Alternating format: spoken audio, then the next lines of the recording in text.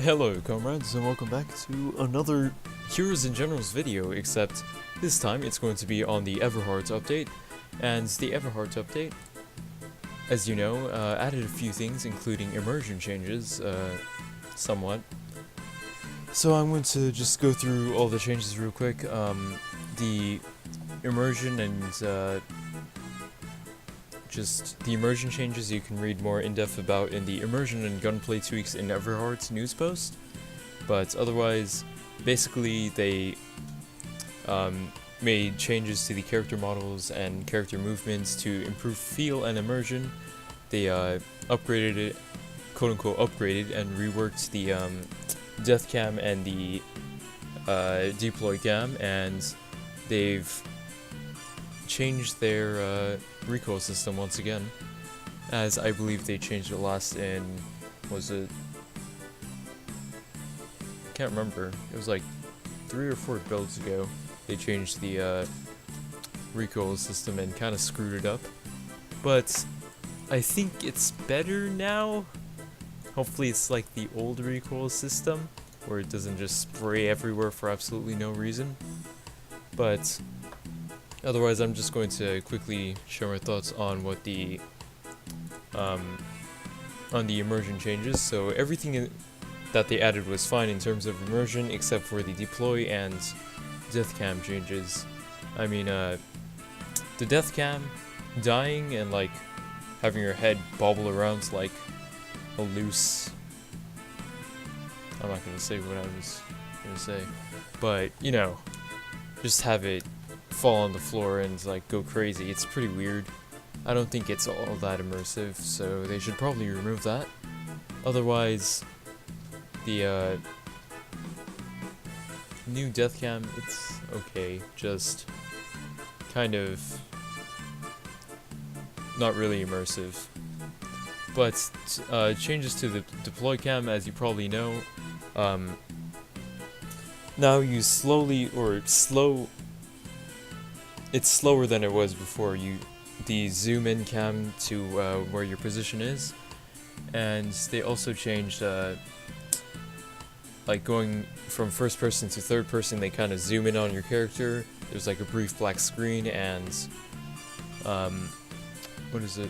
There's a brief black screen and then you have your first person. I don't think it's kind of disorienting, honestly, and that brief moment where the black screen covers your, you know, when the game just black screens for a bit, I think it's kind of obstructive to gameplay, but it's their choice. It's Frito, their game, whatever. I honestly think that the new deploy cam change is fine if you're the driver of the vehicle, but if you're a passenger spawning into the vehicle, it can be kind of disorienting, as you can't really control which way you're facing, seeing as how you're on the deploy screen and not in-game already. So, you'll know if you play. So, they made some changes to the weapons and vehicles, including adding 3 new vehicles, of which are going to be put into the ISV category, otherwise known as the half-truck category over here. As you can see, they've added cargo trucks for all 3 of the factions.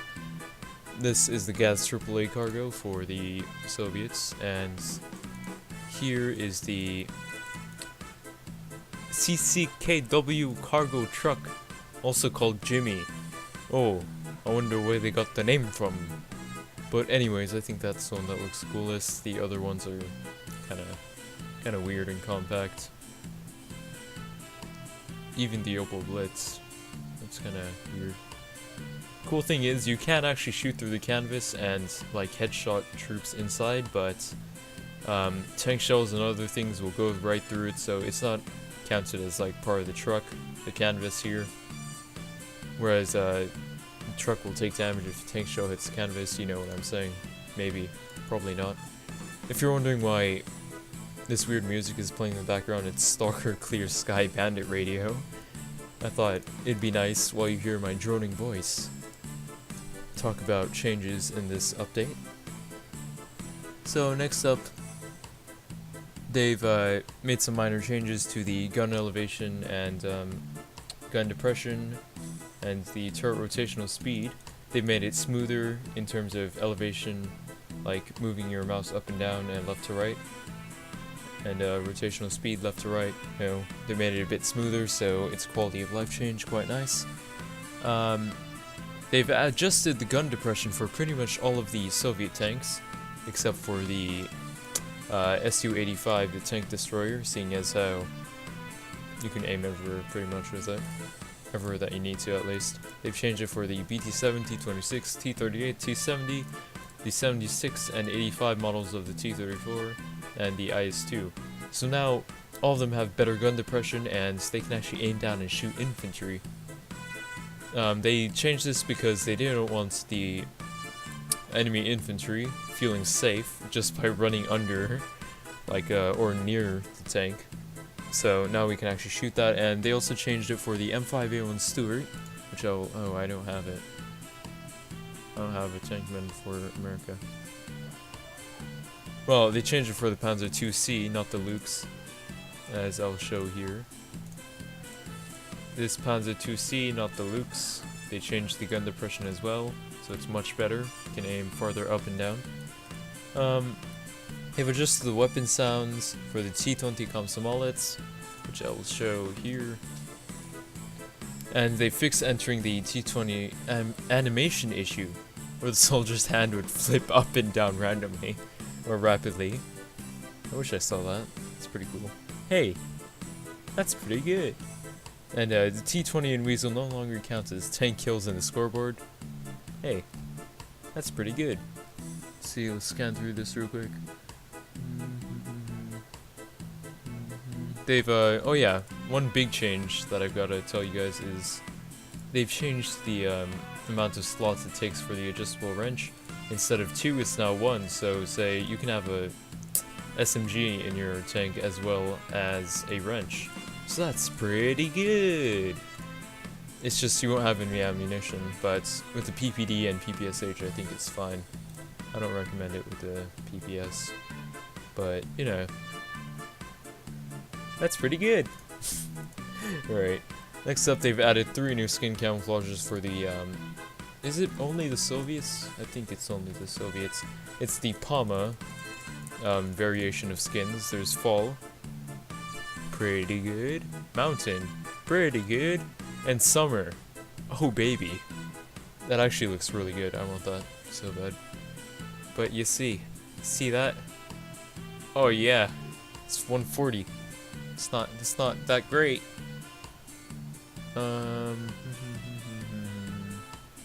I think that's pretty much it for the action and weapons and vehicles category and the skins and camouflages.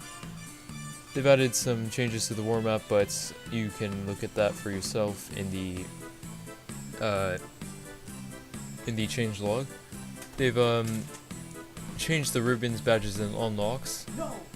Yeah, they've moved the Iron Fist Bronze to Shafur ribbon grade 2 to 1. Wait, from 2 to 1. I think that's what they meant. And they've added all 3 new truck unlocks to Shafur ribbon grade 2. So that means it's really cheap. And it's really, really good, actually. I don't see why you wouldn't want to get it. Let's see. I honestly do recommend getting the cargo trucks instead of the half tracks, seeing as how it can carry 2 crates, and it's covered up here with a, what is it?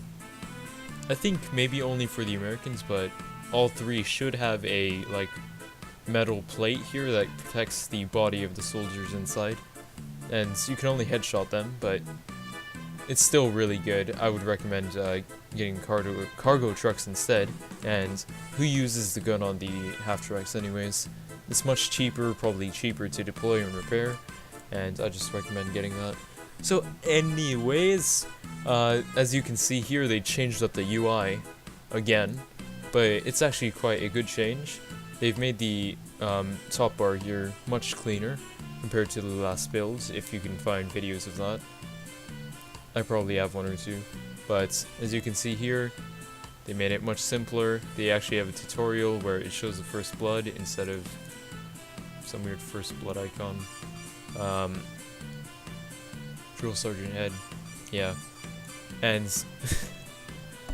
as a programmer boasted, ooh, some smart guy, really smart. He made the redeem voucher code place much easier to access. What a genius. They've also changed the way the factions are sorted. So instead of having a drop-down menu with both the soldiers and the factions here, you now have to change your faction to see different soldiers, and you can still filter by soldier, as you can see here. That's pretty good. The mute sound button has been removed, but volume can of course still be adjusted in the menu. Yeah, that's what I was trying to change, because I wanted to listen to Cheeky Breaky Radio instead of Halo sound. Okay, get out of there. Oh, this sounds. New soldier screen backgrounds with faction color tinting, as you probably noticed. Brown for Soviets, the poop color. You have the excretion from the mouth color. Yeah. Green. And then you have this nice blue-gray Blau division. What am I saying? Screw me. I'm so high. Yeah, you have this nice navy blue bloody background. That's what I was trying to say. For that, they've updated the bad words filter. Okay. They've improved and updated the anti-cheats, various backend optimizations. And the friends list now no longer scrolls to the top when a friend's status has changed. Create a chat channel starting with Soviet. No longer create second Soviet army channel. What the heck? Fix the rare crash occurring when launching First Blood. So that's pretty much it. Oh yeah, I was going to talk about how the dead bodies, when the build first came out, like Tuesday, and the hotfix after that, bodies literally got deleted from the game right when they were killed.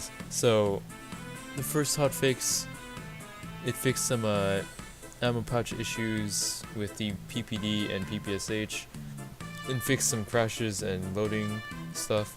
But the second one, they fixed the dead bodies sometimes instantly disappearing or being misplaced. They like 100% always disappeared for me. I like headshot someone with my Mosin and then boop. It's like they're sucked into the void. Rip. Rip in pizzerinos, my friend. So that's pretty much it for this build. Yeah. Squad 2.1 is going along fine, I think. And that should be it, I think. Yeah. Thanks so much for watching, and I hope you enjoyed the Cheeky Breaky Radio playing in the background. Yeah. So I will see you guys next time, and stay cheeky breaky, my friends. Oh man, I'm almost done with Stalker, by the way. Stalker is fun. I like playing Stalker. I'm in Chernobyl NPP right now. Are you still here? Can you just go? Cut it!